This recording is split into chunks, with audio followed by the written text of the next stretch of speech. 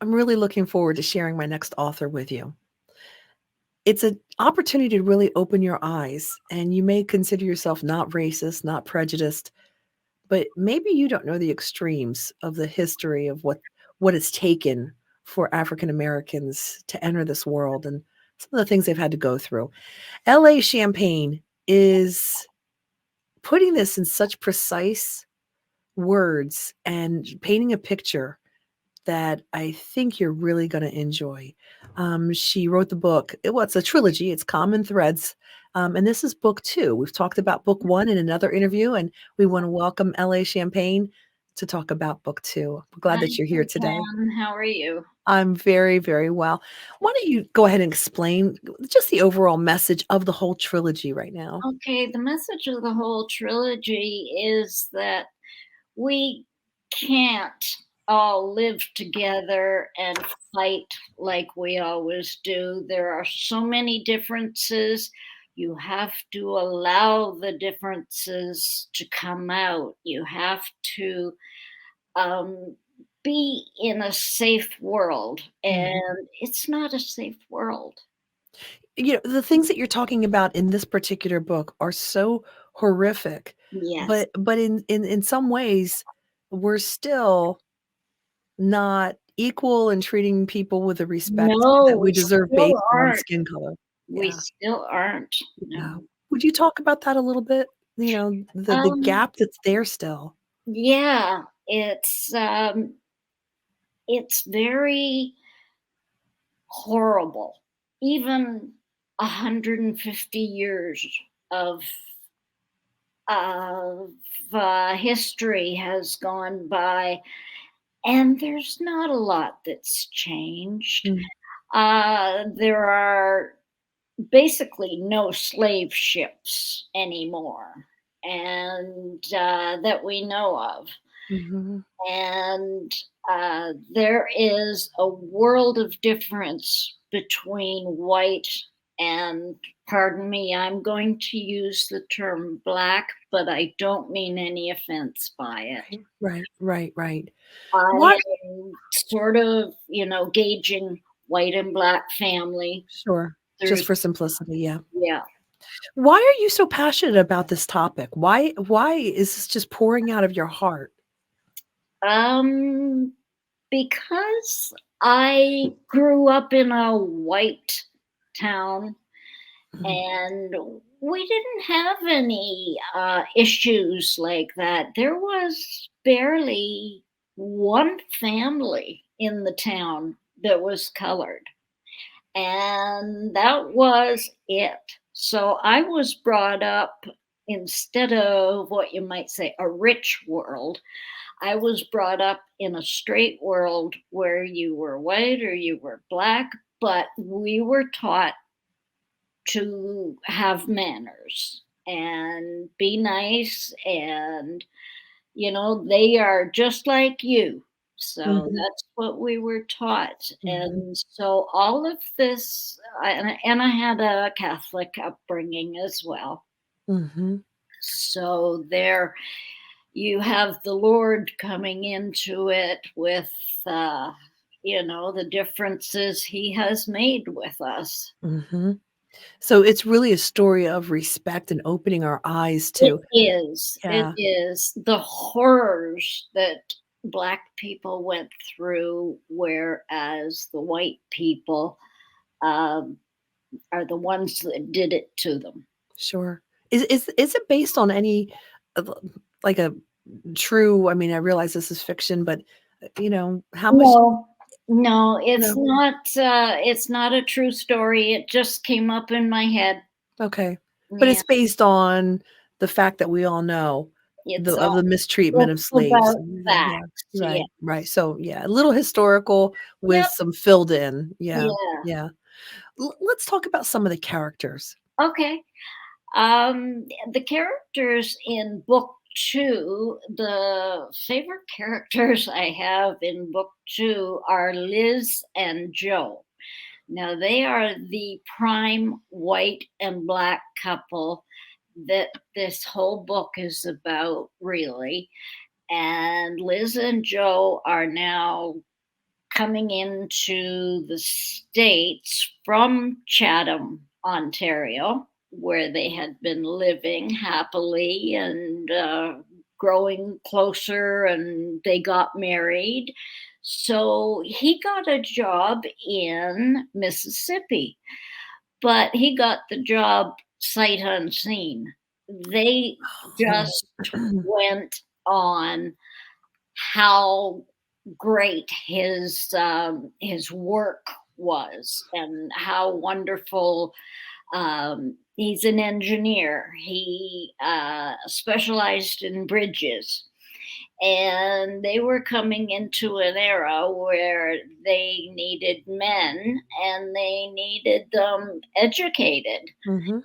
And so they reached out and crossed the borders and Mm, brought people back. But they didn't, they only went by reputation. mm, They mhm. didn't see them, they didn't look at them, they Right. didn't know that they were hiring a black man. Mhm. And they were all Mhm. white, and some of them were in the KKK. Oh, boy. Uh, So, you you know, know, uh, just not to the extreme of, I'm sure, what's in your book, but mhm, many people who are listening or watching this right now yeah, may have what I'm gonna pull from from the title of your book, a common yeah, thread. A yeah, common thread. We're not yeah, saying it's fully developed, but there might be a common thread of yeah, that first reaction of being a little bit prejudiced.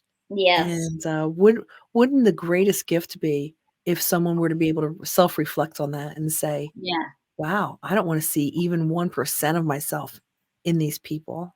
Yeah. I wrote the book to open up people's eyes, and that's why Mhm. I stretched it out to over 150 years, Oh, because I had to bring you from the worst right up to the mediocre. okay. And if I went past the 70s, I would be totally ashamed to write what was Wow. after the 70s. Wow. So we've digressed? We have. In what ways? I feel that we have, in the sense that, I don't know, there are so many, let's say, just for a moment about the crime rate. The crime rate up here in Canada, uh, the crimes that are done to are usually white, but they're done by black. So it kind of is a reverse role.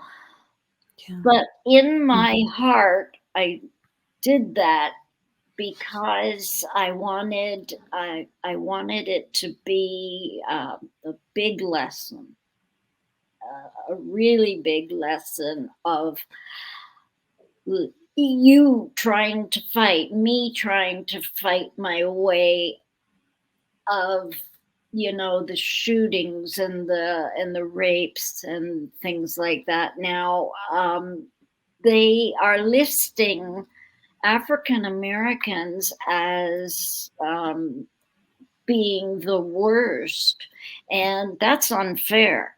Mm. It is not African Americans. White are just as bad. And Mm. after the 70s, a lot of that started coming out in our world. Mm. And I felt I didn't want to write past the 70s. Sure, sure.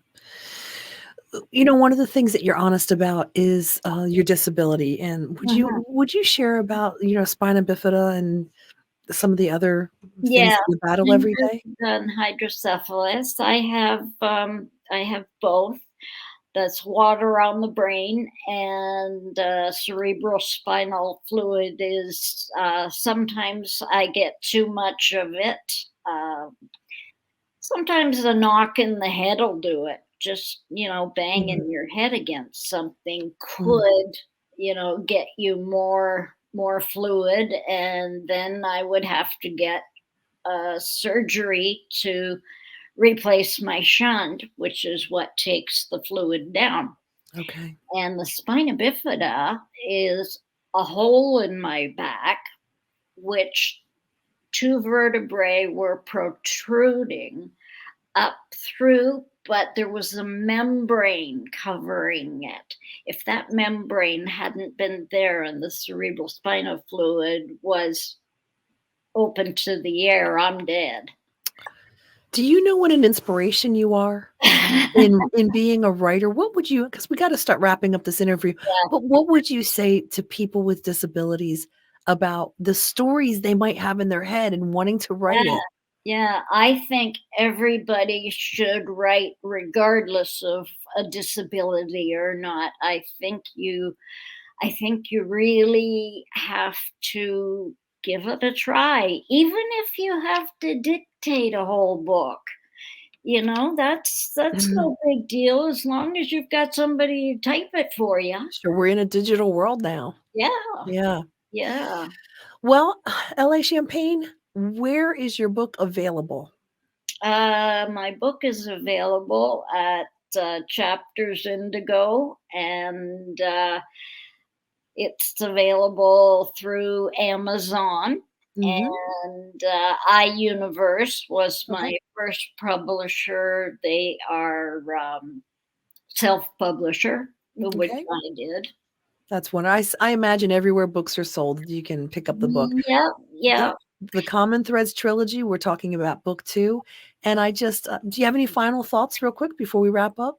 Well, it's just I wanna open up the world to the differences and the horrific things that even happened through the 40s and 50s and 60s, and I Yeah. think I got some of it really well. Yeah. And just little tidbits of news I'd heard over the years, and I kind of put things together and Yeah. I just think if you can just change one person's mind to make the world a better place, that's yeah, that's a wonderful thing to do.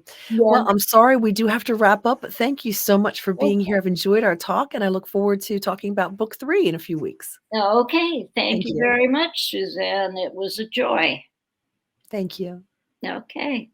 Bye bye.